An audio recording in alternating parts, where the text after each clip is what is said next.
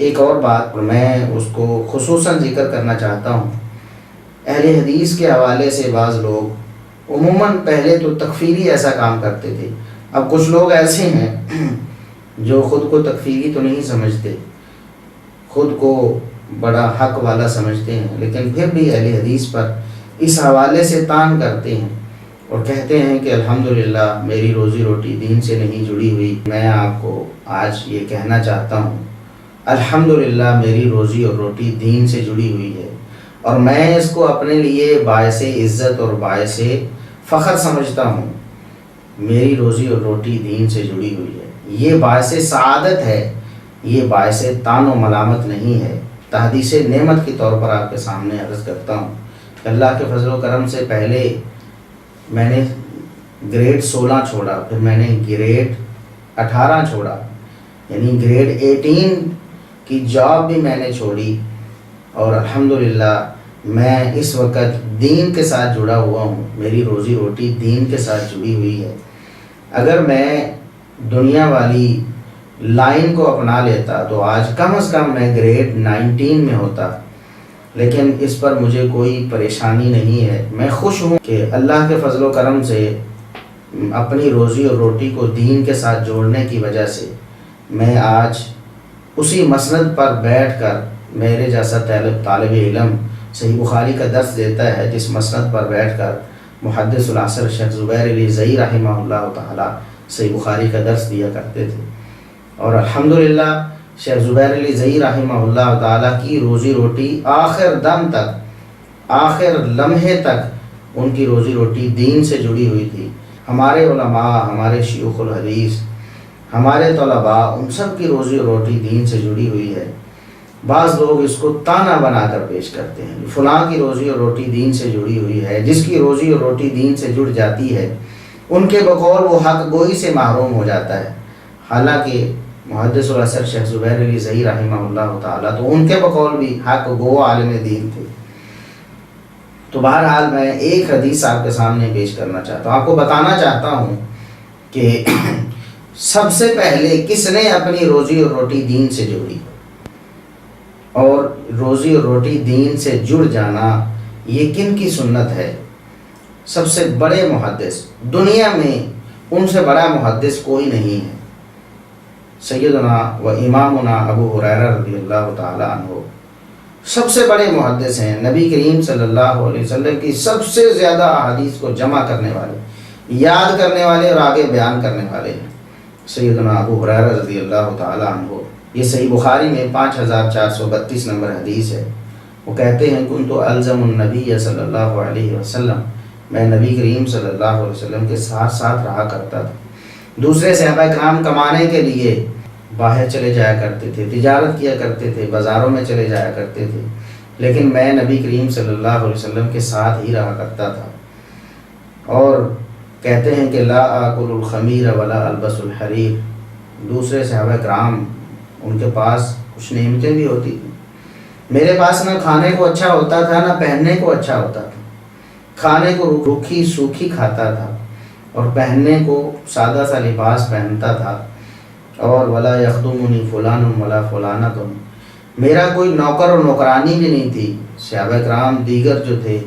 ان میں سے اکثر کے پاس غلام اور لونڈیاں بھی تھیں، میرے پاس کچھ بھی نہیں تھا۔ میں اپنے پیٹ پر پتھر باندھا کرتا تھا بھوک کی وجہ سے، بھوک زیادہ ستاتی تو استقری الرجل الآیہ،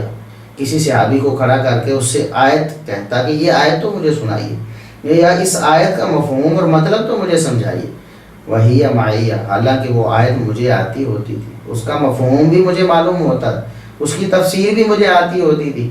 پھر بھی کسی شخص سے کہتا کہ مجھے یہ آیت تو ذرا سنا دو یا سمجھا دو، پھر کسی کو تو یہی سمجھ آتی کہ یہ آیت ہی سننا چاہتے ہیں، آیت سنا کر آگے چلا جاتا، اور بسا اوقات کسی صحابی کو سمجھ آ جاتی۔ بھوکوں کو کھانا کھلانے کی ترغیب کے حوالے سے آیت پوچھ رہے ہیں، دراصل ان کو خود بھوک لاحق ہے، بھوک کی وجہ سے غشی کے دورے پر جایا کرتے تھے، بھوک کی وجہ سے بے ہوش ہو جایا کرتے تھے سیدنا ابو ہریرہ رضی اللہ تعالیٰ عنہ، لیکن اپنی روزی اور روٹی کو دین سے نہیں توڑا ہے۔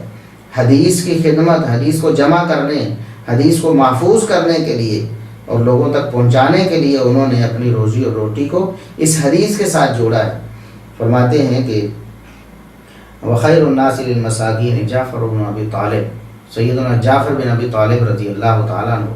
یہ بھوکوں کو کھانا کھلانے اور مساکین کا خیال کرنے کے حوالے سے سب سے بہترین شخص تھے۔ سب سے زیادہ صحابہ کرام میں سے یہ تھے جو بھوکوں کا خیال کرتے تھے، مسکینوں کا خیال کرتے تھے۔ تو کہتے ہیں کہ ینقلب بنا فیطعمنا ما کان فی بیتی، وہ گھر سے آتے اور گھر میں جو کچھ ہوتا وہ لاتے، اور ہم اصحاب صفہ جو خالص دین کو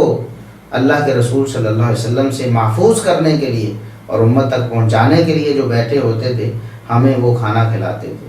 اور ہم خوش ہو جاتے کہ انہوں نے ہمیں کھانا کھلایا ہے۔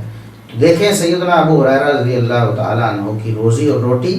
حدیث سے جڑی ہوئی ہے۔ حدیث کو سننے، اس کو یاد کرنے، اس کو آگے پہنچانے کی خاطر